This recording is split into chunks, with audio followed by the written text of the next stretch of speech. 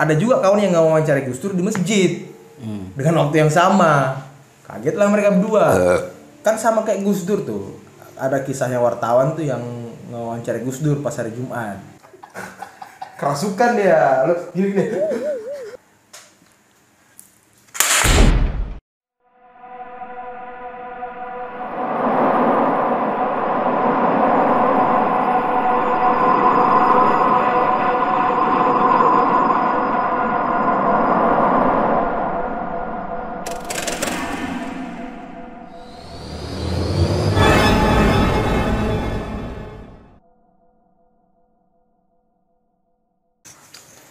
Assalamualaikum warahmatullahi wabarakatuh. Waalaikumsalam warahmatullahi wabarakatuh. Selamat malam rekan-rekan penonton setia dari channel YouTube Stasiun Hantu. Malam ini kita kembali lagi bersama squad yang baru. Ada squad tambahan ya. Jadi kita pengen ini nih ngobrol-ngobrol soal pengalaman-pengalaman seram kayaknya. Enggak serem. Tapi absurd. Ada lucunya, ada nggak jelasnya. Ngobrol ngopi santai. Ngobrol ampas. Rusak program kita ya guys ya. Rusak ya guys ya. Harusnya ngopi santai. Ngobrol ampas. Aduh. Iya. Benda tambah. Enggak, tapi itu bener tuh, Wak. Yang di atas itu. Benar aja. Lah. Ya, itu emang ini kali ya. Kawan kita dari dimensi lain kali ya. Dia kan suka eksis juga dia. Enggak, masa tiap rumah yang kita yang tempati dari zaman di yang Bangka oke lah, nggak ada. Gua nggak ada. Tapi yang di Tebet, Tanjung Barat, terus Lenteng, terus ini Depok, masa semuanya ada? Emangnya? Ya itulah cikal bakal channel ini ada. Jadi kita cerita masa-masa bertemu ini kawan kita dari dimensi lain. Dia tuh nggak dari dimensi lain kali. Dia Dia tuh dimensi kita juga. Nanti kalau ketemu sebenarnya kasih nama aja kali ya. Kasih nama, misalkan apa kayak Peter, kayak Johnson, Ari. Tapi ini ya Jadi kemarin tuh bini gue lagi kamar mandi ya kan. Jadi ada kotak sabun tuh di kamar mandi. Gerak sendiri dia. Terus dibalik lagi sama bini gue, dibalik lagi tempatnya. Terus dibilang sama bini gue, coba gerakin lagi sekali. Beneran gerak lagi dia. Goyang lagi tempat sabunnya. Aduh 2 kali nih. Dibalikin lagi sama bini gue. Terus dibilang, kalau sekali lagi jago kau katanya. Coba gerakin lagi. Gerak lagi Pak.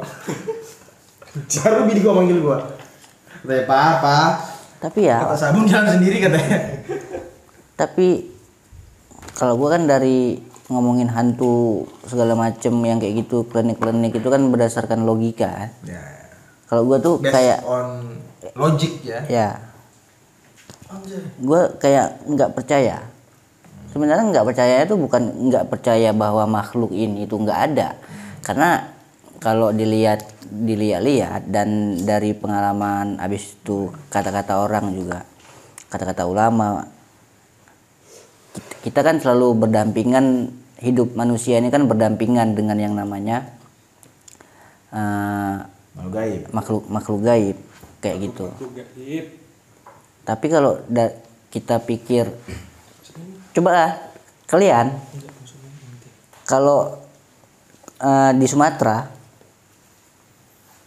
orang meninggal selama 7 hari, dia dibilang selama 7 hari itu dia katanya bakal pulang ke rumah kan. Iya. Nah, itu tuh di Sumatera tuh gua nggak tahu lah ya. Di daerah-daerah lain tuh ada nggak kayak gitu pemahamannya. Ini kan kalau bicara tentang hantu tuh pasti ada juga yang namanya tuh kebudayaannya, terus kebiasaan-kebiasaan di masyarakatnya yang dipercayai gitu. Tapi kalau di daerah gua kan kayak gitu tuh, selama 7 hari 7 malam itu nanti orang ini bikin sama dia atau wiritan, itu dipercaya kalau arwahnya bakal pulang. Pamitan lah katanya. Nah, kalau kita bicara nanti dari segi agama, kan nggak mungkin, Wak. Arwahnya bisa pulang gitu. Lu nggak nanya ke gua kenapa nggak mungkin? Kenapa? Ya karena ketika jasad itu udah dikuburkan, 7 langkah kita pelayat ini melangkah pulang, malaikat tuh udah datang untuk menanyai yang namanya kehidupan ini orang, amal ibadahnya segala macam. Jadi kadang hal-hal yang semacam itu tuh yang nggak bisa gue percaya kayak gitu. Tapi gue kalau ngelihat langsung, misal ada setan, ya gue takut lah. Ya, gue juga kalau dia muncul dalam wajah yang agak sedikit buruk ya kabur lah. Ya kalau setannya, Kabur. gue kalau setannya bentukannya kayak Nikita Mirzani juga, ya gue suka. Ya. Tapi kan lu pernah nonton Si Manis dari Jembatan Ancol? Lu lihat setannya cakep-cakep kan, seksi-seksi kan. Gua kalau setannya kayak gitu gua berani anjing. Gua berani. Tapi hati dekat wajahnya berubah. Meskipun ada siapa yang botak itu si Oji, si Oji enggak masalah. Tapi yang digambarkan di situ kan yang cakep, tapi yang orang-orang bilang tuh pocong tuh mukanya begini, kuntilanak tuh mukanya gini, gendruwo tuh mukanya kayak gini. Gimana? Dari mana klasifikasi dan kategori ini ada? Emangnya kuntilanak ini cuman ada 1 orang misalnya. Terus apakah semua kuntilanak ini mukanya sama? Kalau gue ini kali ya, Wak. Kalau gue mikir ya, kenapa muka dia begitu? Karena kita sudah didoktrin lewat film, lewat tayangan-tayangan horor. Jadi otak kita tuh yang disimpan ya tayangan-tayangan itu. Jadi setiap kali orang ngomong soal kuntilanak, jadi bayangan muka di film itu yang muncul. Jadi itulah yang dimunculkan juga sama si jin-jinnya ini. Jadi based on apa yang ada di pikiran kita gitu. Itu yang ditampilkan. Mungkin kalau Abang Ogo ini ngelihat kayak Nikita Mirzani, mungkin ya manifestasi Abang Ogo tentang hantu itu ya kayak Nikita Mirzani mungkin ya. Jadi penampakannya cantik gitu. Suka. Lu tahu kan kalau Indonesia ini berada di peringkat kedua yang mempercayai hal-hal mistis. Apa sih sebutannya itu? Spiritual. Bukan spiritual. Gaib. Apa? Dukun. Gua searching dulu.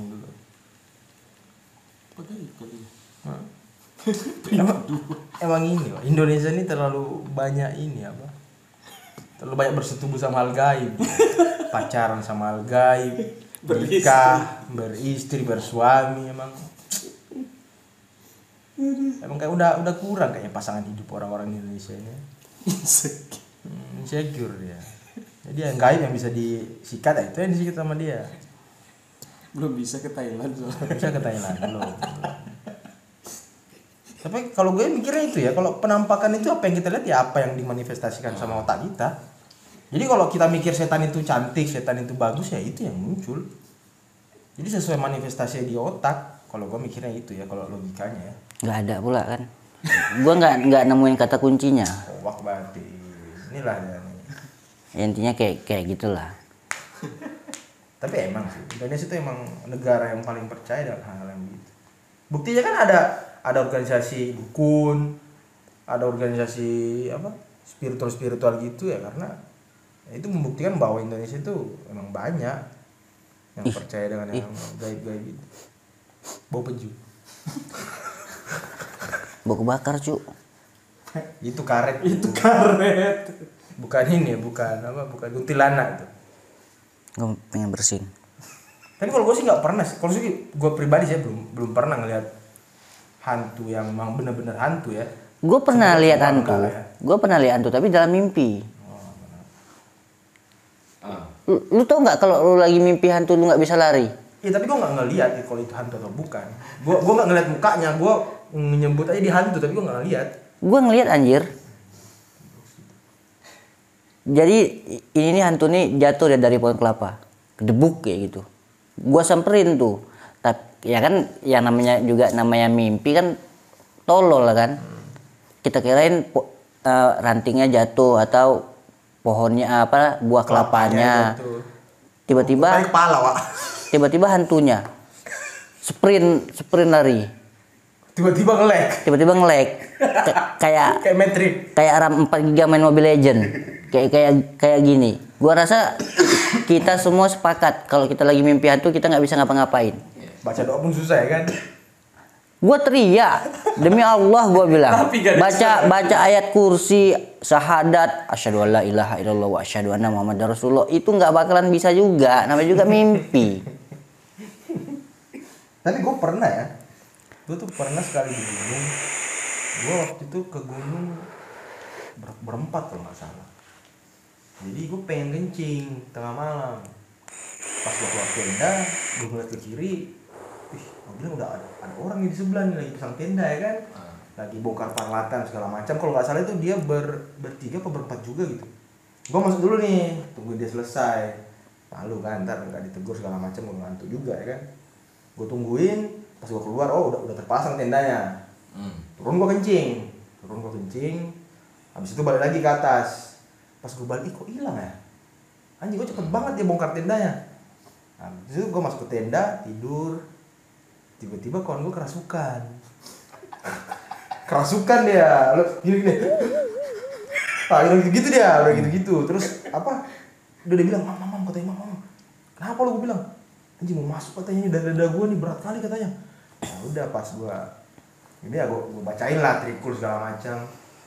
Terus gue mikir ya kan, ini orang yang sebelah tadi kok cepet sekali bongkar tendanya. Jadi pas gue merunut kembali apa yang gue lihat, rupanya yang gue lihat hitam, orangnya hitam, tendanya hitam, semua peralatannya hitam. Yang hitam nggak kelihatan, tapi wujudnya kelihatan orang, tapi hitam semua. Di situ gue mikir, anjing yang tadi ini bukan orang berarti. bukan orang nih. Mas, gue turun kencing mungkin cuma 1 menit 2 menit lah. Masih ada 1 menit 2 menit bisa bongkar pasang tenda, harus dibongkar lagi, kemudian terus turun lagi atau lanjut perjalanan, kan nggak mungkin 2 menit. Minimal kalau gue baru inget. Minimal dia ngopi atau makan dulu, karena itu udah pos persinggahan. Jadi kalau logikanya kalau dia pasang tenda berarti dia udah mau nginap.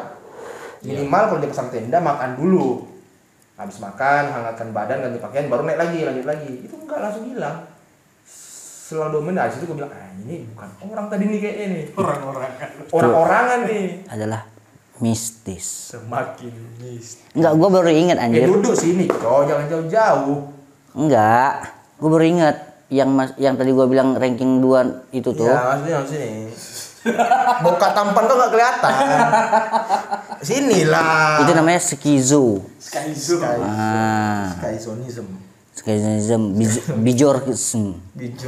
Bijorka ya. Tapi Bijorka hantu juga dia, Pak. Apa? Bijorka itu hantu juga sebenarnya. Hantu dunia maya tapi ya. Enggak, bukan hantu dunia maya. Hantu pemerintahan. Bijorka tuh hantu dia, Pak. Enggak. Hantu 303 dia. Apa tuh kok 303? Jadi online lah. Kan yang ramai sekarang nih, lu lihat Pak, Bijorka tuh muncul pas 303 ramai. Ombas. Apa tuh Ombas? Sambo. Sambo kan udah diadili sekarang. Enggak. Sini lah biar kau kelihatan. Jangan ini kali lah. Sini. Ini kali. Muka tampan abang nggak kelihatan. Bijorka itu bukan hantu. Itu apa ya? Mistis. Dia itu memang ini pengalian isu. Isu apa tuh? Banyak sekali yang harus dia tutupi. Mulai dari kenaikan BBM yang kemarin, terus masalah pembunuhan jenderal itu. Pak Sambo. Ombas.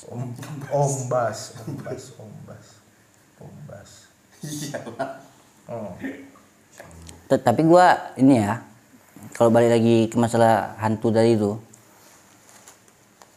Kalau gue sih ngerasa kalian yang lihat hantu tuh pada halu ya kalian. Halu ya. Halu. Jadi Lapar dia kayaknya. Lapar lu. Belum makan, halusinasi dia kan. Coba lu pas orang lagi kerasukan. Itu dia kerasukan apa emang ya? Kan bukan kerasukan angin. Kerasukan hantu dia kan. Coba lu kurung dia di kamar mandi kah atau di mana gitu. Diemin. Sadar sendiri dia. Diemin aja gitu barang-barang 20 menit 30 menit pasti sadar sendiri. Karena hantunya nggak dapat panggung. Hantu tuh kan butuh panggung. Caper juga ada. Iya, butuh panggung biar eksistensi dia tuh diakui. Oh, ada nih. Jadi semakin eksistensinya diakui, dia semakin kuat. semakin Anjing besar. kayak pemerintahan di Wakanda gitu. Oh enggak, sama kayak artis-artis di Wakanda juga. Oh, cibai-cibai itu. Saya kayak Ulti Atlas ya kan. Di Smackdown Leslie-nya. Ih, bodoh anjing. Kemarin R kilo, tolol. Ya begitulah. Kadang itu main Atlas tuh emang harus Smackdown Leslie ya. Biar menang karena MM itu kadang meresahkan. Enggak, tapi kalau di gunung tuh kayak gimana kondisinya? Sama aja bener. Karena gue pernah naik gunung berempat dan gak ada orang lagi di situ karena hari Senin waktu itu. Kadang orang naik gunung kan hari-hari libur. Jadi gue naik gunung tuh sukanya yang sepi. Jadi waktu itu berempat, gue selalu suka naik gunung berempat tuh. Gue males naik gunung rame-rame. Jadi tenda cuma satu buat 2 orang 3 orang ya gue tidur di luar. Malam itu tidur di luar. Nah, kondisinya kan kalau di hutan kan sepi. Udah ada suara orang jalan dari bawah. Gue kira pendaki data ya kan udah seneng gue. Ini ada kawan gue. Pas gue lihat kok nggak ada. Kok nggak ada orang. Nah, habis itu kan di gunung apa dekat rumah gue tuh yang Saraung tuh emang ada kayak satu pos di atas. Nah, di situ gue tidur di dalamnya. Tapi terbuka kiri kanannya. Jadi kita masih bisa melihat pohon. Itu suara-suara perempuan, suara-suara macam-macam lah suara-suaranya. Kadang musang kali, bukan hantu. Musang nggak kayak gitu suaranya, masalah musang. Musang ada ke tenda gue yang makan sisa makanan ada. Musang tuh kan katanya suaranya kan ini mirip. Enggak, masalahnya banyak menggema deh, Cok. Tapi ya namanya di gunung kan kalau kita takut ya ngapain naik gunung. Jadi permintaan gue cuma satu kalau kayak gitu ya, kalau lu nggak nampak ya nggak masalah. Mau lu nyanyi kayak, mau lu ngapain. Gue kalau pergi ke gunung-gunung gitu, gue nggak lebih takut dengan binatang daripada hantu. Iya pasti lebih takut sama gue lebih takut sama ular, Cok, daripada hantu. Dulu pas gua masih di Banda Aceh, sebenarnya gua nggak naik gunung sih, lebih kayak Bukit gitu kan. kayak bukit tinggi, turun itu pantai kayak gitu, namanya tuh Matai, gunung apa namanya? Pokoknya Matai kayak gitu, lupa namanya. Itu posisi hujan kayak gitu. Enaknya ke sana itu pas pulangnya itu kita ngeglinding aja gitu dari atas tuh. Ngeglinding sampai bawah. Itu nggak ada batu, nggak ada sama sampah gitu. Jadi lempar apa? Ransel. Ya udah kita ngeglindingnya tuh dari atas turun langsung sampai. Tapi kalau perginya terlalu banyak halau rintang kayak gitu. Tapi yang paling bahaya kan harimaunya. Harimau Sumatera tuh masih yang paling liar gitu, masih yang paling dicari. Nah, Lindungi dia kan. dilindungi buat diambil ininya, belangnya, Taringnya. kulitnya. Ini apa namanya nih? Sisiknya apa sih namanya? Kulitnya ya. Terus gue pernah juga tuh naik gunung. Emang gunung ini emang terkenal angker dia. Apa tuh nama gunungnya? Bawah Karaeng. Hah? Bawah Karaeng namanya. Bawah Karaeng. Jadi bahasa Indonesia itu mulut Karaeng, mulut raja lah. Di mana tuh? Di Goa namanya. Sulawesi. Jadi pas malam itu kita udah sampai nih di pos camp. Udah sampai. Nah, kebetulan tenda gua lagi tuh yang di situ. Ya kan orang camp di dekat puncak tuh, gua di situ karena ada mata air. Camp di situ, pasang tenda segala macam. Masak kopi, masak makan, udah selesai makan ngopi ya kan, rokok, api unggun di tengah tuh, berberapa ya, berdelapan waktu itu, nggak lama ngerokok, ada yang lempar, udah kelihatan, siapa itu? Nah, kita ngeliat nih kawan kita siapa yang nggak ada nih, kalian dikerjain kita kan sama kawan. Rupanya komplit. Ah itu dah, bodo amat lah ngerokok lagi ya kan. Makin besar batunya. Yang batu yang lebar tuh makin gede. Bau kecoa cuy. Nah inilah Wak. Tadi kecoa di sini Wak, dia tinggal kan. Jadi habis dilempar yang kedua kalinya ada. Tidur yuk katanya. Udah tidur. Masuk tidur. Nggak lama ada nih, kan kalau api unggun itu kan terus kita di tenda kelihatan tuh kalau ada orang di Bayang-bayang. ada orang yang keliling-keliling tenda kita, Wak. Binatang kali nggak? Oh, bentuk manusia, Cok, bayangannya. Binatang apa yang gede, Cok? Ada kepalanya, Ya binatangnya ada kepalanya ada semua. tangannya, Ah, terus berdiri dia. Binatang apa, Wak? Gorila. bisa jadi. Nah, keliling dia di tenda tuh. 3 kali keliling tuh. Nah, itu hilang. Nah, itu tadi itu apa ya? Salah mungkin apa? Ucapan selamat datang mungkin.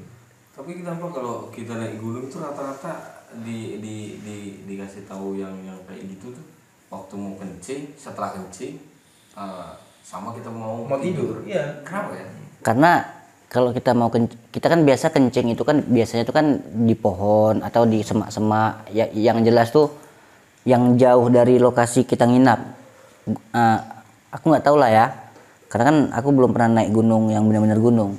Tapi dia tuh kan ada adab.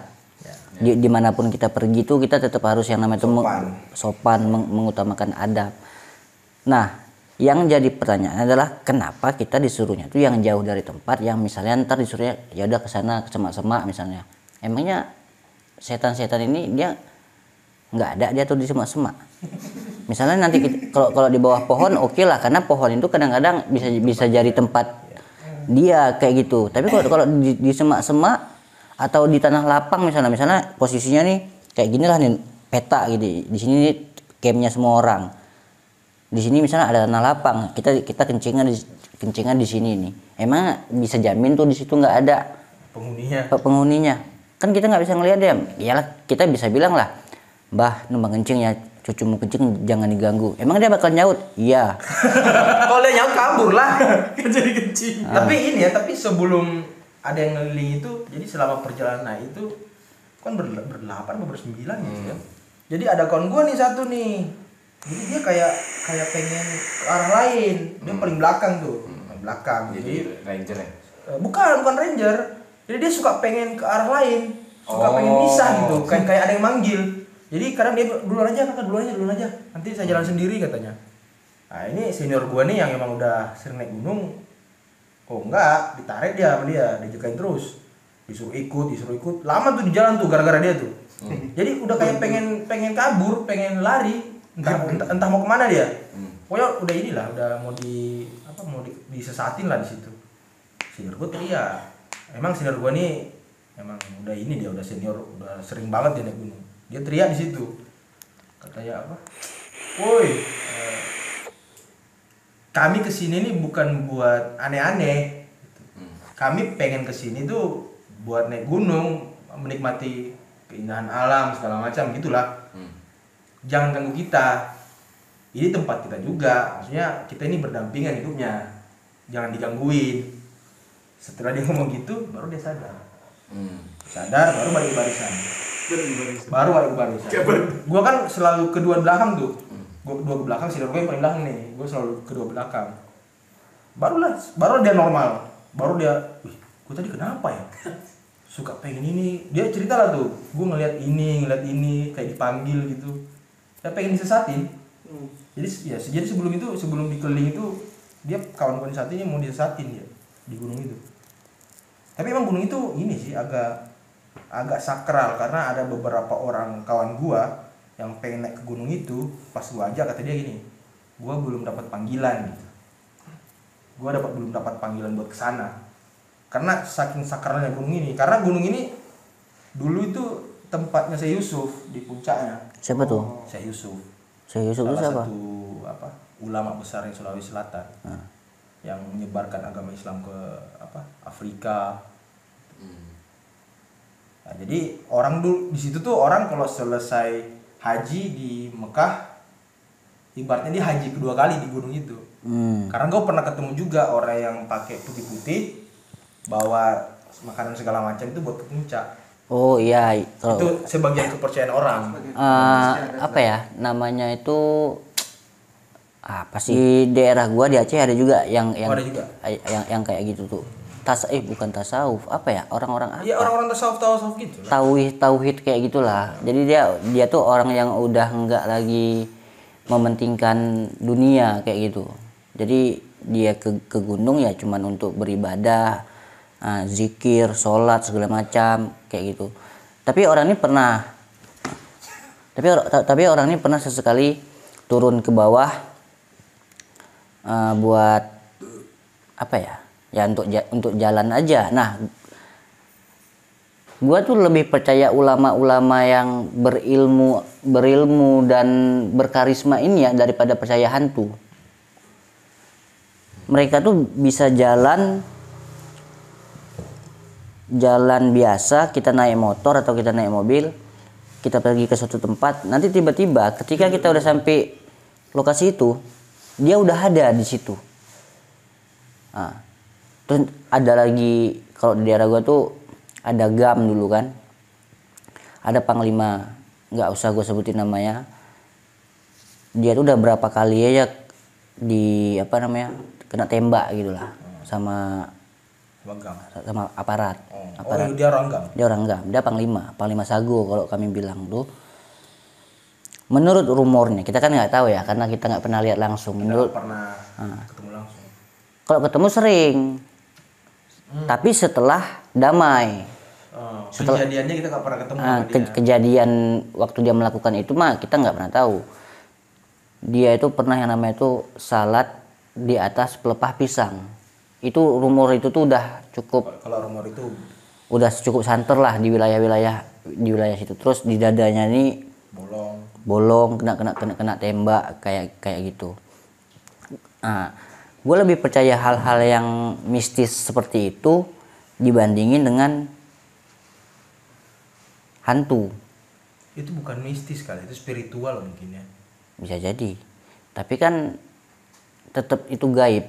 Iya. Ya nggak bisa dicerna dengan logika. Iya. Karena memang sholat di atas daun, sholat di atas air, emang itu udah obrolan yang paling umum lah di kalangan pegiat-pegiat agama lah di Indonesia. Sebagian apa istilahnya? Sebagian sekte lah, bukan sekte sih namanya, sebagian aliran agama lah di Islam itu. Baru inget gua yang kayak gitu tuh biasanya namanya itu tasawuf. Iya, tasawuf. Jadi orang yang memang udah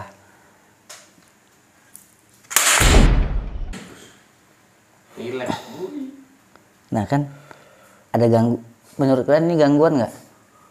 Pause dulu Fran, videonya Fran. Jadi itu Itu tadi. Tadi tuh ada sedikit gangguan bagi makhluk gaib. Itu makhluk gaib kali ya. Kalau gue sih melihat dari gravitasinya tuh memang dia harus jatuh. Dari gravitasi ya. Dari posisinya emang enggak ini ya. Tetap gue menyangkal positif. Based on logika ya. Meskipun gue kadang-kadang takut. Tapi emang ya kayak sholat di atas daun, sholat di atas air. Kadang kan sama kayak Gus Dur tuh. Ada kisahnya wartawan tuh yang ngewawancari Gus Dur pas hari Jumat. Bertepatan dengan sholat Jumat. Tiba-tiba dia udah sampai Mekah. Enggak, jadi dia ngobrol sama Gus Dur nih pas sholat Jumat. Terus ditanya sama wartawannya, Gus, emang kita nggak sholat Jumat gitu? Nah udah katanya. Tiba-tiba si wartawan ini pulang ke kantornya. Ternyata anjing merinding gua. Ternyata yang ada juga kawan yang ngewawancari Gus Dur di masjid dengan waktu yang sama. Kagetlah mereka berdua. Nah, kok bisa yang satu ini ngewawancarai di lokasi ini, yang satu wawancarai di masjid? Lah, siapa yang diwawancarai?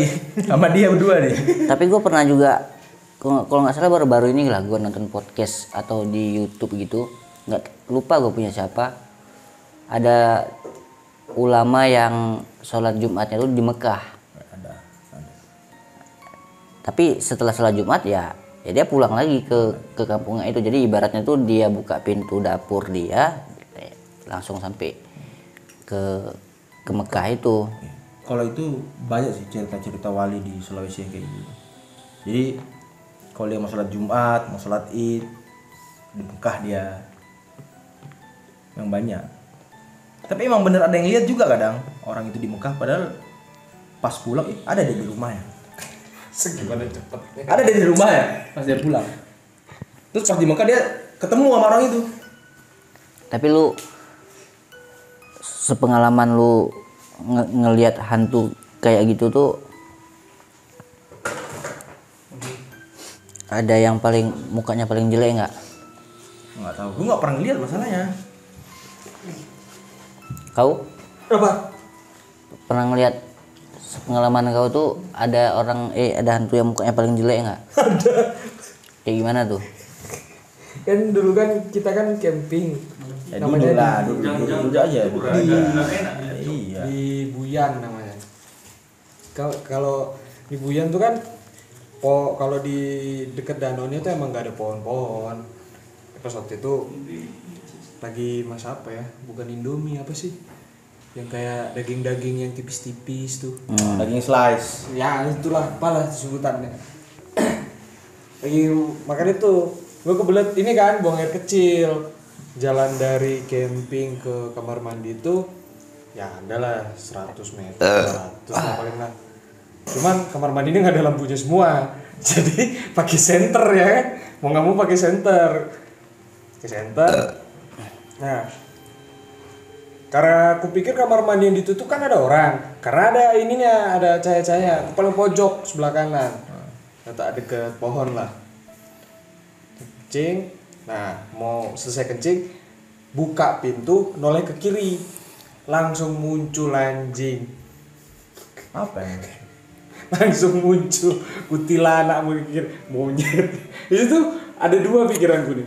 Mau kabur atau mau lari? Ya. Kabur apa teriak ya kan? Mau teriak terusnya. Gak bisa ngomong. Tapi gak kayak kaku gitu loh. Mau ngomong apa jadinya susah nih ya kayak dalam hati lah. Habis itu di situ ada dua itu anjing mati gua di bangsa. Ya kayak gimana mukanya? Hancur, nggak berbentuk, nggak ada bibirnya. Itu jelas mukanya lu lihat. Jelas jelek kali. Nih jaraknya nih kalau dari kayak ini ke Banggo ini ya agak munduran lagi dikit deh. Kayak gitu karena kan sebelah yang sini kan biasanya pakai tempat wudhu. Jadi dia mau cuci kaki lah, basuh-basuh kaki itu baru noleh buka apa pintu kamar mandi baru naik ke sana set surprise. Mau teriak susah, mau kabur rasanya. Tapi kenapa ya model-model hantu kita tuh beda sama model-model hantu luar negeri? Luar negeri pakai jas. Karena meninggalnya orang tuh pakai jas. Itu kok vampir? Vampir. Apa sih yang di film Solin? Vampir. Kayak gitu. Karena mereka meninggalnya dipakein topi, di make upin, rambutnya dikepang lagi. Sementara kalau kita di Indonesia Kan kafan doang. kebanyakan kan mayoritas kafan dikafanin kan. Nah, mungkin kalau bicara tentang logikanya kenapa kuntilanak ini dia bisa terbang kayak gitu pakai baju putih ya karena kafannya tuh mungkin kebesaran. Kebesaran. Jadi mungkin di alam kubur itu ada ini jasa jahit yang tadinya dia itu dikafanin kayak bentuk lontong akhirnya dijahit Biar gak panas kali. ya kan. Kita kan ini loh gimana ya, kita kan bicara tuh based on story, fakta yang logika kita cerna aja kayak gitu. Hal-hal gaib menurut gua kayak yang namanya itu kematian atau jodoh segala macam kayak gitu. Mungkin bisa kita percaya atau kita imani, tapi untuk alur ceritanya gimana cara kerjanya segala macam kan kita nggak pernah tahu. Ya. Jadi menurut gua yang paling mudah untuk memahami hal ini, hal-hal gaib terutama hantu-hantu ini adalah dengan lihat kondisi mati dia. Mungkin sebelum dikubur lah salah satu diapain lah. Lu lihat tuyul. Kenapa tuyul Pakai sempak doang. cuman pakai sempak doang? Kenapa? Hah? Karena memang dia masih kecil, dia harus pakai pampers Biar nggak kencing ya. biar nggak kencing. Biar nggak ngompol dia ya. Kan kalau dari bicara logikanya kan cuman itu yang paling masuk akal. Oh iya, kalau dia ngambil itu orang, kalau dia kencing nggak pakai pampers, ketahuan dong. Ketahuan. Ketahuan ya, basah kencingnya. Oh iya iya. Terus dari urin ini kan ntar bisa di tracking DNA-nya. DNA-nya keluarga yang mana. Tapi bukan DNA edit ya. Wis, bahaya. Kan DNA ID. Mistis. Minum nggak? Kata gue sih ngopi. Tapi lu pernah ya ketemu yang lebih seram daripada kuntilanak itu? Lu pernah ketemu apa sih? Selama hidup lu? Aku penasaran kok Males baluran aja. Itu ini. Enggak, kalau gue sih lebih penasaran kayak yang namanya itu apa sih? Lea itu ya, yang lea. Oh, yang di yang begitu maksudnya. ada Lea itu kan sama juga kayak reok kalau menurut gua. Mirip-mirip lah. Ya. Ini bukan gua mau sama-samain. bukan mau menyamain atau mau menjelek-jelekan, mau mengejek, tapi kalau dari segi looks Mirip. Lea sama reok ini kan, Ref itu dari mana? Jawa ya? reok itu Ponorogo. Di Jawa kan? Iya, Jawa Timur. Iya kan deket kan emang. Bali sama Jawa Timur kan deket. Ya Jawa Timur mana dulu, Cuk? Mungkin dulu ada pertalian budaya mereka. Ya kalau dari segi pertalian budaya ya kemungkinan mungkin lah kayak gitu kan.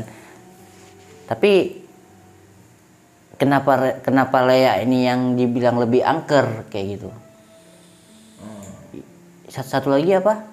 Yang selain Lea ini? Apa nih? Yang di Bali.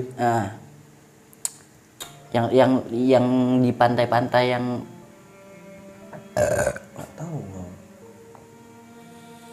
Yang mana? Mistis ya. mistis. Lea, Gua tadi tiba-tiba kayak blank, Skip ya. skip gua. Lea, Rangga. Terus Lea ini kan cuman alat kan? Lea ini kan alat. ini ya aku Objek dia, kan? nggak bisa Tapi nggak gua- bisa bilang itu alat atau apa karena takutnya salah kita nerkanya. Makanya kita bilang perwujudannya aja lah.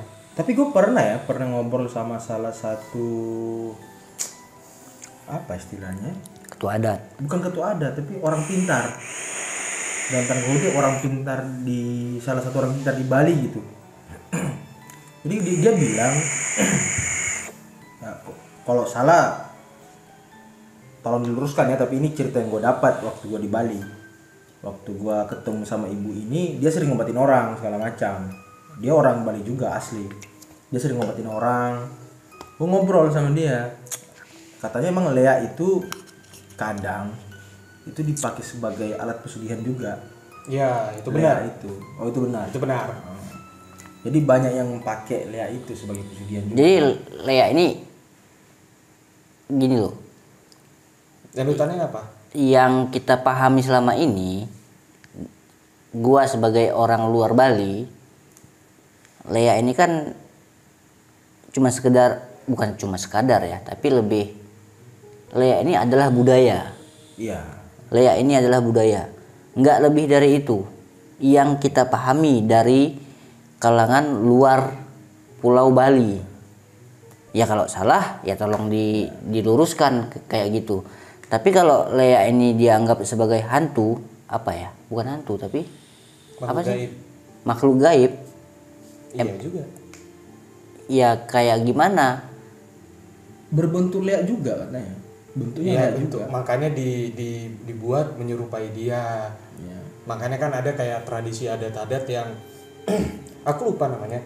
Yang di situ nanti disediain ayam hitam, nanti dimakan betul, dimakan hidup-hidup. Berarti kayak kuda kepang gitu. Iya, Kuda model-model kayak lumping. gitu lah. Kuda lumping kan dari Jawa ya. Ada juga yang biasanya yang kalau kita ngomong-ngomong layak tuh yang bisa berubah tuh biasanya adalah ditontonin, dikasih tahu, cuman pada saat mungkin merubah bentuk itu nanti biasanya ditutupin. Iya, tapi karena gue pernah nonton video ya acara adat di Bali itu, jadi ada satu orang itu langsung berubah, jadi langsung panjang lidahnya. Ya. Kayak itu dia. Jadi gini. Terus langsung dilingkari dia gitu. Iya. Kenapa harus dilingkari? Gini. Nggak tahu gua. Kalau mau merubah nih awalnya berubah ya, biasanya ditutupin kain hitam, kain putih atau kain hitam bebas lah. Nah itu kan kainnya kan panjang nih biasanya, nanti lidahnya dulu yang keluar, panjang, baru nanti ditutupin sama orang. Karena kalau dia mau merubah bentuk itu kalau tanpa sadar nih, misalkan dia di sana nih lagi mau gini, kita nggak tahu kalau dia tuh mau lagi berubah lah, dan dia juga nggak tahu, tapi kita lihat dia ya kan, prosesnya dia berubah itu nggak bakalan jadi. Cerita masyarakatnya gitu nggak bakal jadi, dan itu kejadian pada saat itu malam ini apa sih, nyepi nongkrong, nyepi kan semua lampu kan mati, kita pemuda-pemudi tuh dikasih inilah apa namanya, kayak kelewang satu-satu lah. Apa itu kelewang? Ya senjata lah gini, takutnya nanti kalau misalkan ada maling atau siapa orang yang mau buat jahat lah, atau mau orang yang santai-santai tuh lah. Nah kita nongkrong ya kan, ada salah satu rumah kayak lampu-lampu kuning tapi kayak redup-redup gitu loh. Ternyata pakai api apa yang zaman dulu tuh, Ubli. iya yang kayak gitu itu, yang bisa di tukang sate itu loh, Yang mobil pompa yang mobil pompa. Apa sih namanya, lupa lagi. Itu panjang betul lidahnya anjir. Iya, gue pernah lihat videonya. Panjang lidahnya gini. Cuman entah kenapa orang tuh gak jadi. Berarti jadi di otak gua tuh mikirnya gini, oh berarti memang dia dari cerita masyarakat yang bilang Kalau dilihatin nggak bakal jadi. iya itu benar. Nah, itu cuman ini ya ada juga yang rande, cuman nggak tahu masih belum paham lah antara leas ini sama rande ini gimana nih perbedaannya nih. Yang aku pahami rande tuh lebih suci kasarnya dari cerita orang ya, Dari cerita masyarakat sekitar tuh lebih suci. Enggak, kita nggak usah ngebahas budaya-budaya ya, takut ntar salah. Tapi kan itu informasi yang kita dapat ya kan. Kalau memang Iya, tapi ini kan- silakan diluruskan. Iya, silakan diluruskan karena sejarah apa cerita-cerita itu kan banyak versi sebenarnya. Cuman gue lebih penasaran ke hal-hal gaib yang kayak, Banyak lah yang penasaran. oh iya, gue sebagai orang yang berakal ya, gue selalu penasaran kayak gitu dengan hal gaib yang pernah orang-orang alami kayak gitu, yang dia ngeliat hantu. Gue sih semoga gue nggak pernah ngeliat, karena sepengalaman gue dari gue kecil, gue jangankan ngeliat, gue berak sembarangan akhirnya itu kesambet. Kalau kesambet ketempelan ya bahasanya, itu aja gue udah ampunan. Gimana ceritanya ntar kalau gue bisa ngeliat langsung kayak gitu. Tapi kan hal yang semacam itu kan kalau kita bahas ke masalah sainsnya kan agak sulit untuk dijelaskan kayak gitu. Sama yang kayak gue bilang tadi, yang arwah pulang ke rumah 7 hari, terus kalau malam Jumat dia pulang, emangnya ada shift kayak gitu. Tapi kalau di mimpi itu pernah gue suka gitu. Kalau mimpi masih masuk akal. Tapi aneh. Gini. Mimpi lu memang kebanyakan aneh. Enggak, maksudnya anehnya tuh gini. Kalau mungkin kita nggak ngapa-ngapain, aneh udah biasa. Kayak misalnya kita sebelum tidur, ya paling aktivitas biasa lah. Kalau ini enggak. Ada event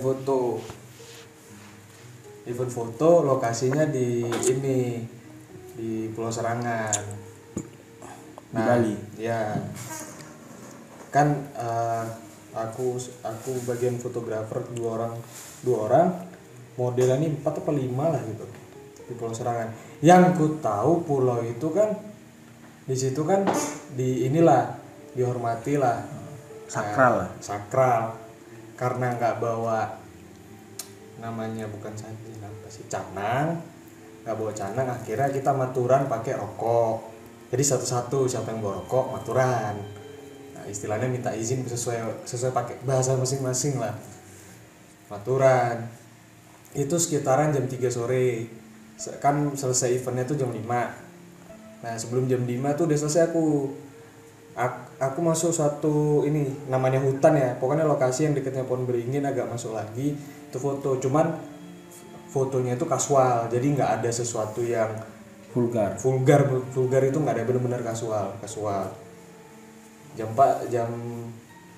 4-an setengah 5 lebih lalu balik ya kan, tidur sekitaran jam 5.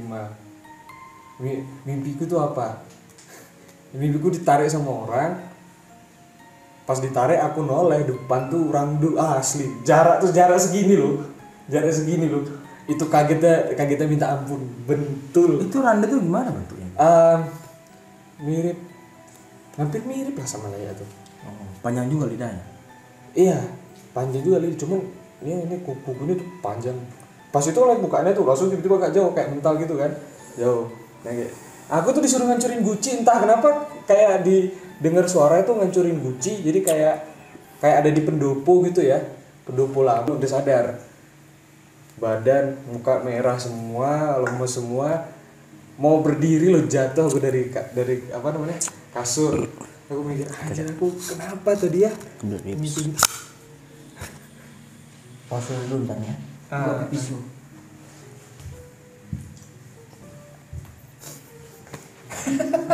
Woi Wak. Bahas yang masalah hantu-hantu aja. Gua coba bahas ke budaya itu takutnya. Kau yang ngedit ya? Iyalah.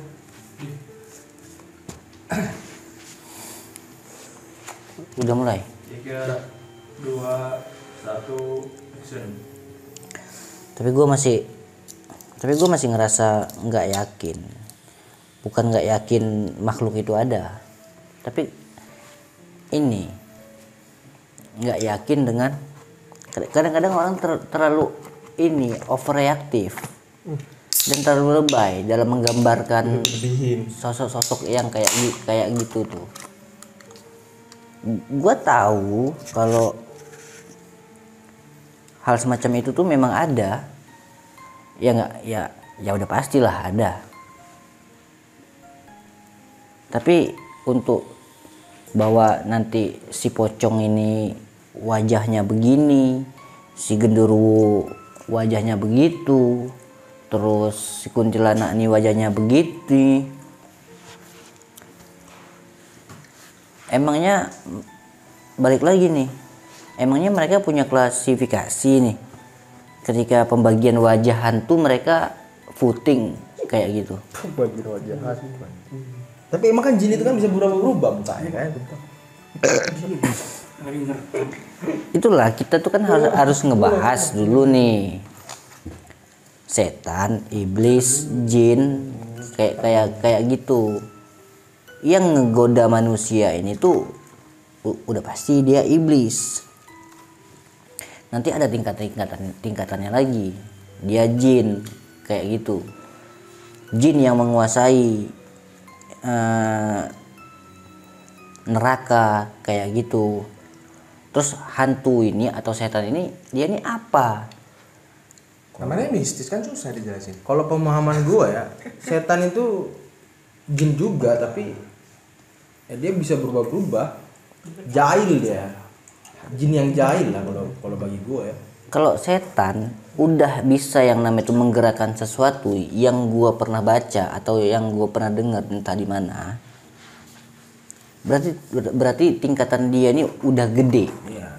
Bukan lagi setan Kroco atau setan magang. Kayak gitu ibaratnya. sekolah dia. Ya emang gitu. Kalau pemahaman gua ya, setan itu jin juga. Tapi gue pernah menemui hal semacam ini dalam bentuk temen gue sendiri. Ini orang emang temen gue, tapi kelakuannya ya kayak setan. Nah, yang kayak gitu tuh kayak gimana? Masuknya kemana dia? Setan. Jadi dia udah digoda jin sampai dia kelakuannya udah kayak setan. Terus maksudnya kesehatan apa ini dia? Kuntilanak kah? Spesies baru. Setan berwujud kan? Enggak, ini gue serius. Dulu waktu gue masih di Sevo selama gue,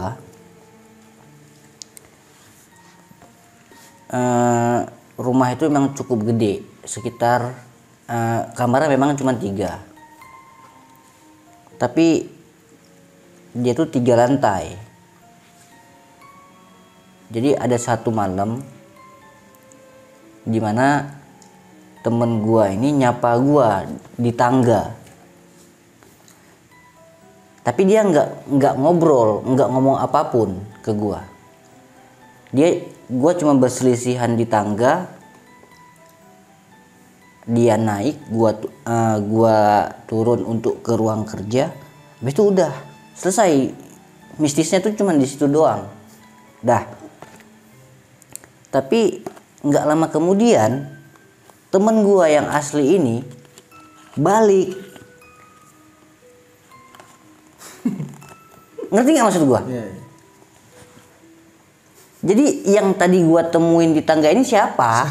Ini siapa nih orang yang menyerupai temen gua kayak gitu? Gua sampai debat. Berhari-hari gua ngomong sama dia, lu nggak usah nge-troll segala macam gini-gini. Dia sampai bilang, sumpah, gua nggak bohong, kata dia. Tapi memang gue juga ngelihat langsung bahwa yang gua jumpain di tangga itu adalah dia. Tapi nggak lama kemudian dia juga pulang naik dari ojek online, dan gua juga yang ngebuka gerbangnya. Terus tadi siapa? Terus tadi yang ketemu sama gua di tangga itu siapa? Kan kayak gitu. Itu kan yang perlu gua obrolin ke dia. Gua tanya, ini siapa? Kok tadi ini ada ini? Ketika gua naik ke atas, gua lihat ke kamar-kamar yang kosong itu, ya itu memang ada orang. Dan itu nggak sekali. Dan itu sekitar 2 atau 3 kali. Yang terakhir kali itu cewek, temen gue satu rumah juga. Gue cukup sering tinggal, bukan cukup sering tapi lumayan lama tinggal sama perempuan yang non muhrim sama gue, beda kamar tapi tetap satu rumah. Terus nanti ada tangga, orang jalan di tangga sekitar 3 langkah, tek hilang kayak gitu tuh. Nah, pengalaman mistis gua itu tuh cuman di seputar itu doang. Suara, ketemu sama orang yang temen gua, kebetulan temen gua tapi dia bukan temen gua, ataupun mimpi-mimpi, ya cuman kayak gitu. Tapi kalau untuk hantu yang dibilang sama orang, lu tau lah konten-konten YouTube yang lain yang dia bisa ngevideoin pocong, terus Dipukul balok. ngepukul hantu itu, terus hantunya dibikin kaget. Ada kemarin gua nonton di YouTube atau di TikTok, dia buka celana si orang ini, terus tiba-tiba dia ngeliat hantu, tiba-tiba hantu itu lari. Lah, otak gua kayak ngomong, lu apaan sih anjing, kayak gitu. Ini yang goblok gua atau lu sebagai orang yang paham tentang hantu, atau memang hantunya aja nih yang goblok kayak gitu. makanya gua bilang tuh, gua bukannya nggak percaya dengan dunia mistis, tapi semakin kemari orang-orang semakin mudah dibodohin dan dibohongin dengan hal-hal yang semacam itu, dan itu menurut gua nggak mendidik kayak gitu. Maksud gua kita tahulah pasar kita di Indonesia ini, bahwa orang-orangnya suka. Sebenarnya juga konten-konten hantu-hantu ini itu sama kayak bokep sebenarnya. Kita tahu bahwa itu settingan, dia ngewenya sama nih cewek settingan, alur ceritanya settingan, itu tuh kita semuanya tuh udah pada tahu, tapi tetap kita nikmatin karena memang hiburan kayak gitu. Tapi ya minimal lu mikir gitu, sehiburan-hiburannya mana ada hantu yang bisa lu tangkap pakai kamera. Jarang sekali hantu yang bisa tertangkap secara jelas, apalagi yang lama kayak gitu. Mungkin adalah sesekali di zaman dulu tsunami di Aceh itu tuh orang masih make Nokia yang 3GP. Gua lupa nama handphonenya, tapi kayak yang kebalik gitu. lu tuh nggak Nokia daun 6100. Yang gini. Iya. Iya. Nah, yang model kayak gitu tuh. Di saat itu tuh banyak juga penampakan yang menyerupai kayak yang hantu lah, ataupun yang memang dia tuh hantu tapi menyerupai manusia wujudnya gitu. Yang dipoto pakai megapikselnya itu cuman berapa MP kayak gitu. Nah, gue juga percaya hal-hal yang kayak gitu, tapi enggak yang terlalu berlebihan. Enggak yang alay. Sama kan waktu kita penelusuran kemarin dapat penampakan muka tuh yang seberang sungai. Ya, itu kan nggak mungkin kayak kita nyebrang sungai itu terus kita pasang kepalanya di situ. Terus itu kan sekilas doang dapatnya kan. Sebenarnya itu tembok, Cok. Tembok itu tinggi begitu, kayak mana pula maksudnya? Iya, itu kan harus Enggak, nyebrang sungai. terlepas settingan atau enggak, terserah lah orang mau bikin settingan mau kayak gimana pun, Sah-sah aja. sah-sah aja. Tapi jangan terlalu. Selama itu memang enggak merugikan orang lain, tapi ya minimal emang lu mau nih bangsa kita nih ditolol-tololin terus dengan hal-hal yang kayak gini. Lu nyari makan di sosial media dengan cara yang bodoh kayak gitu, paling bertahan berapa bulan atau berapa tahun sih kayak gitu. Kalau hantu-hantu yang model-modelan hantu kafir, kayak lu hantu kafir, mereka lebih berkelas nggak sih? Berkelas. Ya nggak? Lebih rapi dia. Lebih rapi anjing. Tapi sebenarnya apa ya? Hantu ini settingan hantu ini mirip-mirip sih sama settingan artis-artis itu 11-12 lah. Ya karena memang artis itu juga hantu juga sebenarnya.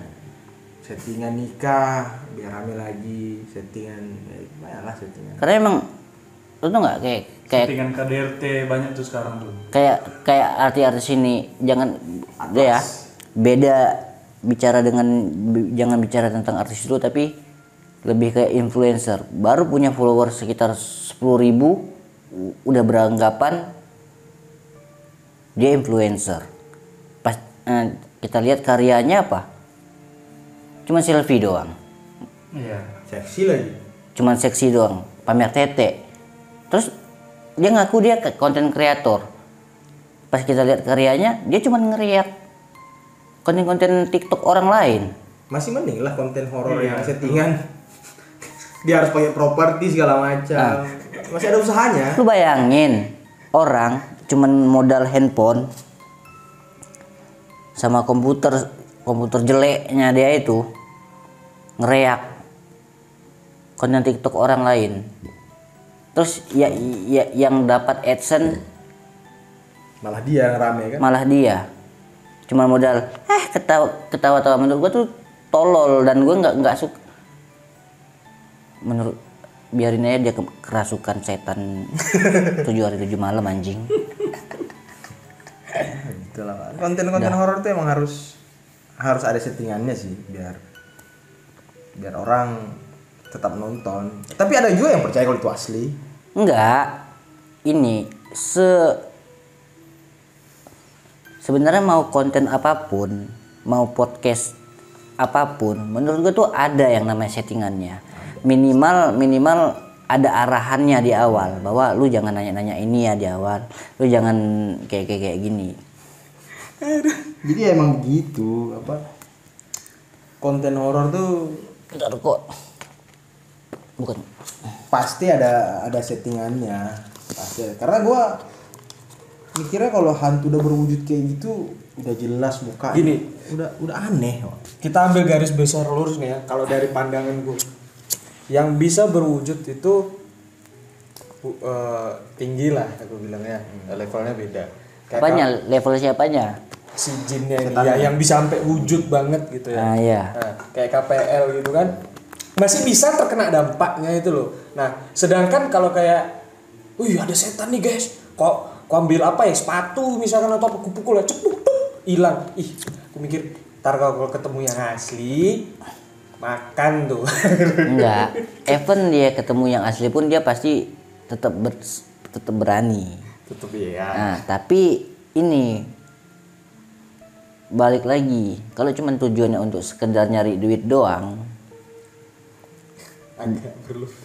mungkin lebih baik lu berhenti aja kayak gitu. Emang itu tujuannya kan cari duit kan. Lu harus ingat EQ orang Indonesia ini itu tuh yang paling rendah kalau nggak salah gua di Asia Tenggara. Lu mau ngebodoh-bodohin lagi bangsa lu kayak gitu.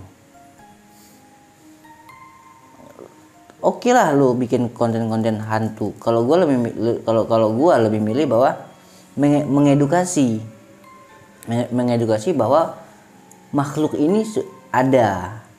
Dia ada. Bahkan kalau dari segi agama gua di Al-Qur'an itu memang udah dijelaskan bahwa makhluk yang namanya jin, iblis ini tuh ada dan dia bersebelahan dunianya dengan dunia manusia. Tapi ya jangan terlalu membodohi settingan yang terlalu berlebihan kayak gitu. Karena apa ya, orang karena nggak suka, Wak. Bukan nggak suka, tapi konten-konten edukasi itu emang jarang rame sebenarnya. Karena orang malas belajar sebenarnya. Orang udah malas belajar. Orang lebih suka hiburan. Hidupnya suntuk. Makanya di mana-mana. Karena yang nonton karena memang mereka juga setan aku rasa. Banyak kali punya setan, Wak. Tapi gue berharap kita ke depan nanti ini ada penelusuran yang lebih fun lagi, lebih oke lagi dibandingin dengan penelusuran yang kemarin. Nah jadi itu tergantung orang spiritual kita. ya, tapi kan Tergantung Bapak Yosi. Nah, gimana dia mendalami ilmunya kan biar bisa munculin mungkin ya kan? Wujud aslinya. Ya bisa kan? kalau untuk mau wujud menampilin wujud asli hantu itu ya Jadi hantu juga. lu ya mesti jadi hantu kayak gitu. Cabut. Nah, en lah. Ya itulah mungkin tadi ya kawan-kawan ya. Sepatah dua kata dari geng baru kita, Abang Ogoy. Emang Abang Ogoy ini agak beda. agak autokritik emang dia. Agak lain. Agak lain. Style agak lain ya kan. Orang-orang Batak itu kan agak lain. Jadi emang Bang Ogoy ini kalau kita kadang diskusi tentang jin, spiritus, memang dia agak bersebelahan memang biasanya. Nah, itulah dinamika kehidupan biar lebih indah. Iya. Ada pro, ada kontra. Ada pro, ada kontra. Emang harus diajak. Jadi emang ada orang yang memandang hantu itu dari sisi spiritual dan dia mempercayai. Kalau gua memandang hantu jin segala macam itu dari sisi agama, gua percaya tapi gua nggak terlalu pengen mendalami banget gitu. Nah, kalau Bang Ogo ini dia based on logic dia. Jadi dia udah pemikirannya 4.0 dia atau mungkin 5.0 dia. Sudah semakin berkembang. Karena saya mendukung Teknologi ya. teknologi industri Pak Jokowi.